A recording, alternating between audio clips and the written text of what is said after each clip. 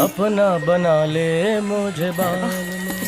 বলিউডের ইতিহাসের সবচেয়ে জনপ্রিয় জুটির নাম বলতে গেলে প্রথম সারিতে থাকবে শাহরুখ খান ও কাজল। 90 দশকে দিলওয়ালা দুলহানিয়া লে যায়েঙ্গে, কুছ কুছ হোতা হ্যায়, কাভি খুশি কাভি গম এমন একের পর এক ব্লকবাস্টার সিনেমায় তাদের অন-স্ক্রিন রসায়ন দর্শকদের হৃদয় জয় করে নেয়। তাদের উপস্থিতি মানেই ছিল হিট, এটা যেন এক অঘোষিত সত্যে পরিণত হয়েছিল। তবে এই অন-স্ক্রিন সাফল্যের পাশাপাশি 90 দশকে তাদের নিয়ে অফ স্ক্রিনে সম্পর্কের গুঞ্জনও কম ছিল না। বিভিন্ন সময় শোনা যেত বাস্তব জীবনেও তারা একে অপরের প্রতি বিশেষভাবে ঘনিষ্ঠ হয়ে উঠেছিল। এমনকি কিছু গুঞ্জনে বলা হয়েছিল এ সম্পর্কে কাজল ও অজয় দেবগানের ব্যক্তিগত জীবন অস্বস্তির কারণ হয়ে দাঁড়িয়েছিল। যদিও এসব আলোচনা কখনোই প্রমাণিত হয়নি, বরং শাহরুখ খান ও কাজল দুজনেই বারবার বলেছিলেন তারা খুবই ভালো বন্ধু ছাড়া অন্য কিছু নন। শাহরুখ নিজে বিভিন্ন সাক্ষাৎকারে কাজলকে বিশেষ বন্ধু হিসেবে উল্লেখ করেছেন এবং কাজলের প্রতি গভীর শ্রদ্ধার কথা জানিয়েছেন। অন্যদিকে কাজল সবসময় তাদের সম্পর্ককে বন্ধুত্বের মধ্যে সীমাবদ্ধ রেখেছেন। অজয় দেবগানের সঙ্গে তাদের দাম্পত্য জীবন দীর্ঘদিন ধরে স্থিতিশীল, যা প্রমাণ করে